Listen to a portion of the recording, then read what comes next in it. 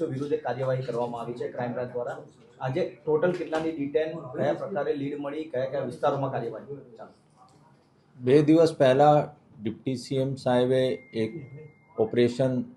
Operation delta hunt નામથી શરૂ કરવામાં આવ્યું હતું અને એમાં રાજ્યની તમામ પોલીસ કમિશનરેટ અને તમામ જિલ્લા પાર્ટિસિપેટ કર્યા હતા. એમાં કાલ સાંજ સુધી 362 જેટલા બાંગ્લાદેશી પકડવામાં ગુજરાત પોલીસને સફળતા મળી હતી અને આ આંકડા વધીને અત્યાર સુધી 501 થઈ ગયા છે. અમદાવાદની વાત કરીએ તો પરમ દિવસેની મિટિંગ પછી સીપી સાહેબે એક ડિટેલ મિટિંગ અહીંયા અમદાવાદ સિટીમાં રાખી. એમાં તમામ ડીસીપી શ્રી અને એના ઉપર દરજાના અધિકારીએ એમાં ભાગ લીધું અને એમાં 30થી વધારે ટીમો, જેમાં ક્રાઇમ બ્રાન્ચની ટીમ, એસઓજીની ટીમ, સાયબરની ટીમ, ઈઓડબ્લ્યુ અને સ્થાનિક પોલીસ સ્ટેશનોની ટીમ બનાવવામાં આવી હતી. પરમ દિવસે રાત્રે 8 વાગ્યાથી ઓપરેશન ડેલ્ટા હન્ટ અમદાવાદ સિટીમાં શરૂ કરવામાં આવ્યો. એક લિસ્ટ સાયબર એક્સિલન્સ તરફથી અમે પ્રાપ્ત થઈ હતી, જેમાં એક લિસ્ટ મુજબ ઘણા બધા લોકો બાંગ્લાદેશમાં સંપર્કમાં હતા. એમાં ઘણા બધા હિન્દુ પણ હતા, ટ્રેડર્સ પણ હતા, વેપારી હતા અને ઘણા બધા શંકાસ્પદ બાંગ્લાદેશી પણ હતા. એનો બધાનો એનાલાઇઝ કર્યો, હ્યુમન ઇન્ટેલિજન્સથી એનાલાઇઝ કર્યો અને કાલ સવાર સુધી, યાની કે પરમ દિવસે રાત્રે 8 વાગ્યાથી કાલે સવારે 6 વાગ્યા સુધી બધા એરિયા, જેવા કે નરોડા હોય, ઓડવ હોય, નારોલ હોય, દાની લીમડા હોય, શાહ આલમ વિસ્તાર છે, પછી પિરાના છે, વટવાજી આઈડીસી છે, જુહાપુરા છે, સરખેજ છે, આ વિસ્તારમાં કોમ્બિંગ કરવામાં આવ્યો અને કુલ 300થી વધારે શકમંદ મહિલાએ, પુરુષ અને બાળકોનો ક્રાઇમ બ્રાન્ચ લઈને આવ્યો. એના પછી આ લોકોનો પૂછપરછ કરી, ડોક્યુમેન્ટ વેરિફિકેશન કર્યા અને મોબાઈલ એનાલિસિસને આધારે કલ સવાર સુધી 166 જેટલા બાંગ્લાદેશી પ્રસ્થાપિત થયા હતા અને જેનો આંકડા વધીને અત્યાર સુધી 191 થઈ ગયા છે.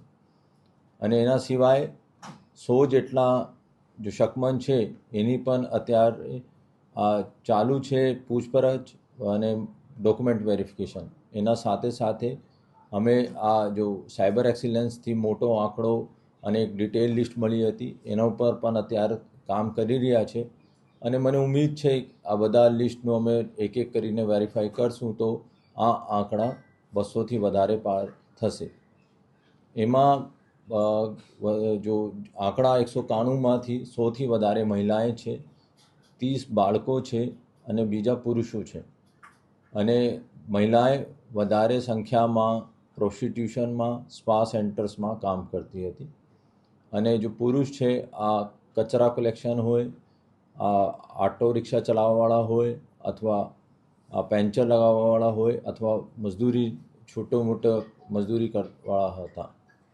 આ લોકો ગેરકાયદેસર બાંગ્લાદેશથી એજન્ટ મારફતે અહીંયા આવેલા હતા અને કોઈ 1 વર્ષ પહેલાં આવેલા છે, કોઈ 2 મહિના પહેલાં આવેલા છે, કોઈ 2-3 વર્ષ પહેલાં પણ આવેલા છે અને મોટા ભાગમાં અહીંયા આ લોકો બાંગ્લાદેશથી જ્યારે ભારતમાં એન્ટર થાય ત્યારે એજન્ટ મારફતે આ લોકો વેસ્ટ બંગાળનો એડ્રેસ હોય, આ એડ્રેસ ઉપર આ લોકો આધાર કાર્ડ, ભારતીય આધાર કાર્ડ બનાવતા હતા અને આ આધાર કાર્ડનો ઉપયોગ કરીને આ લોકો ઇન્ડિયન કંપની પાસેથી સિમ કાર્ડ મેળવતા હતા, તાકે કોઈને ખબર નહીં પડે કે આ લોકો બાંગ્લાદેશી છે અને અહીંયા આવીને આ લોકો રહેતા હતા. એમાં મોબાઈલ એનાલિસિસમાં મેં જાણવા મળ્યું કે આ લોકો બાંગ્લાદેશ સાથે સંપર્કમાં છે અને આ લોકો પૈસા, એક પ્રશ્ન હતો કાલે કે પૈસા કેવી રીતે આ લોકો બાંગ્લાદેશ મોકલતા હતા, એની બાબતમાં પણ અમે તપાસ કરી રહ્યા છે. ગઈ વર્ષે જ્યારે ચંડોલા તલાવ ઓપરેશન ક્રાઇમ બ્રાન્ચ અને અમદાવાદ સિટી પોલીસે કર્યો ત્યારે પણ એ 2 મોટા નામ અમારે રડારમાં આવ્યો, એક લલ્લુ બિહારી અને બીજા પણ હતા, જેનો પણ અમદાવાદ ક્રાઇમ બ્રાન્ચે ગુના દાખલ કરીને અટક કરવામાં આવ્યો હતો અને આ જાણવા મળ્યું એના મારફતે આ લોકો ત્યાં બાંગ્લાદેશમાં આપણે વતનમાં પૈસા મોકલતા હતા. એના સાથે સાથે આંગળીયા પેઢી પાસેથી પણ આ લોકો પૈસા મોકલાવે છે. ડિજિટલ એપ્સ છે અને ગૂગલ પે છે, એવા ઘણા બધા પેમેન્ટ ગેટવે અમારે ધ્યાન પર આવેલા છે, જેના મારફતે આ લોકો અહીંથી જો મજદૂરીથી પૈસા એનો મળે છે એનો આ કન્વર્ટ કરીને ત્યાં બાંગ્લાદેશ મોકલતા હોય છે.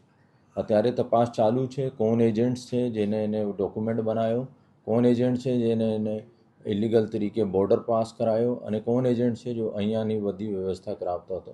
આ ક્રાઇમ બ્રાન્ચ એના ઉપર તપાસ કરી રહી છે અને ટૂંક સમયમાં અમે એના એજન્ટ્સનું નામ અને માણસો મળશે તો એના વિરુદ્ધમાં ગુનો દાખલ કરીને આગળની કાર્યવાહી કરવામાં આવશે. સાહેબ, અત્યારે જે પકડાય એમાં અગાઉ ચંડોળામાં રહેતા હોય તેવા કોઈ બાંગ્લાદેશીઓ ખરા? આજે 193 જે પકડાયા છે તેમાંથી હવે આ બધા જો પકડાયા છે બાંગ્લાદેશી છે, આ લોકોનો પોર્ટલ ઉપર એન્ટ્રી થશે, ફિંગરપ્રિન્ટ સ્કેનિંગ થશે. ફિંગરપ્રિન્ટ સ્કેનિંગ પછી આ ખબર પડશે કે ખરેખર ભૂતકાળમાં પકડાઈ ચૂકે છે કે નહીં. કે હવે ઘણા બધા આપણી આઈડેન્ટિટી ચેન્જ કરીને રહેતા હોય, આપણા હુલિયા ચેન્જ કરીને રહેતા હોય, તો અમે અત્યારે ચોક્કસ નહીં કહી શકીએ કે ગઈ વખતનું અને આ વખતનું માણસ સેમ છે કે નહીં. સૌથી કયા વિસ્તારમાંથી વધારે પકડાયા? સૌથી વધારે નારોલ બાજુથી પકડાવવામાં આવે છે. સાહેબ, લલ્લુ બિહારીની વાત કરી તો એનો શું રોલ આમાં? તમે કહ્યું કે પૈસા એનાથી મોકલતા હતા લોકો. ગઈ વર્ષે જ્યારે અમે એનો લલ્લુ બિહારીનો ચંડોલા તળાવમાં એક મોટો રોલ હતો, ત્યાં બધા લેન્ડ ગ્રેબિંગમાં પણ એનો મુખ્ય ભૂમિકા હતી. ત્યાં આ લલ્લુ બિહારી સરકારી જમીન, તળાવની જમીન ઉપર ઝોપડા બનાવીને આ લોકો બાંગ્લાદેશીઓને આપતા હતા અને પૈસા પણ એના પાસેથી લેતા હતા અને બાંગ્લાદેશમાં પણ આ મજદૂરીનો પૈસા મોકલતા હતા. ભારતમાં કઈ બોર્ડર પરથી પ્રવેશ કરે સૌથી વધારે? કઈ એવી બોર્ડર છે, કયા રાજ્યની બોર્ડર છે કે બાંગ્લાદેશથી અહીંયા સુધી પહોંચી શકાય છે? અને ત્યાંની એજન્ટ સિસ્ટમ કઈ રીતે ચાલે છે? તપાસમાં શું સામે? ત્યાં આ લોકો ત્યાં વેસ્ટ બંગાળ બોર્ડરથી વધારે એન્ટર થાય છે, ક્યોંકિ આ એક બહુ મોટા પોરસ બોર્ડર છે. ત્યાં ભારતીય એજન્સીઝ પણ એલર્ટ છે, પર આ એટલા મોટા વિસ્તાર છે અને વેસ્ટ બંગાળનો જો હુલિયો છે યાની કે માણસોનો, અને એનો બિલકુલ એક સરખું છે અને ત્યાંથી મિક્સ થઈને આ લોકો આવી જાય છે. મોટાભાગના પાસેથી જે આધાર કાર્ડ મળી આવ્યા, એડ્રેસ ગુજરાતનું કે પશ્ચિમ બંગાળનું જાણવા મળી ગયું છે. વધારે 90% તો પશ્ચિમ બંગાળનો એડ્રેસ હોય છે. સાહેબ, એજન્ટો કેટલા પૈસા લેતા હોય છે એક વ્યક્તિ ઉપર? શું તપાસમાં સામે આવે છે? આ અલગ અલગ છે. પહેલાં તો આ લોકો માનતા નથી કે ઇલીગલ તરીકે એજન્ટનો પૈસા આપીને આવ્યા છે, પરંતુ આધાર કાર્ડ બનાવવાનો હોય અને ત્યાં ટ્રાન્સફર કરવાનો હોય તો અમુક છે, ડિપેન્ડિંગ અપોન એની કેટલા પૈસા આપી શકાય છે, શું પરિસ્થિતિ છે, અને 50,000થી માંડીને એનાથી વધારે એનો પૈસા આપતા. સર, આ લોકો કદાચ બાંગ્લાદેશની અંદર જે આવ્યા છે તો ત્યાંથી પછી અમદાવાદ સુધીનો સફર કેમનો રહે? ટ્રેનમાં આવે છે કે પછી ટ્રકમાં છુપાવીને આવે છે? અને એજન્ટો જે તેમને લાવે છે તેમના કામનું અને જે મહિલાઓ અને તેમના પરિવાર છે, બાળક, તે તમામ સેટિંગ એ જ કરીને આપે છે. અને કામ જે તમે કીધું કે પ્રોસ્ટિટ્યુશનનું કરે છે, એટલે તમામ કામનું સેટિંગ માટે એજન્ટ કરીને આપે છે. આખી આ સિક્વન્સ કેવી રીતની હોય છે? એમાં અગર આપ જો તો એક તો ઇન્ડિયન આઈડી બન્યા પછી આ લોકો છૂપતા નથી. આ તો ખરેખર કહે છે કે અમે ભારતીય છે, તો વધારે આ લોકો ટ્રેનમાં બેસીને આવતા હોય છે.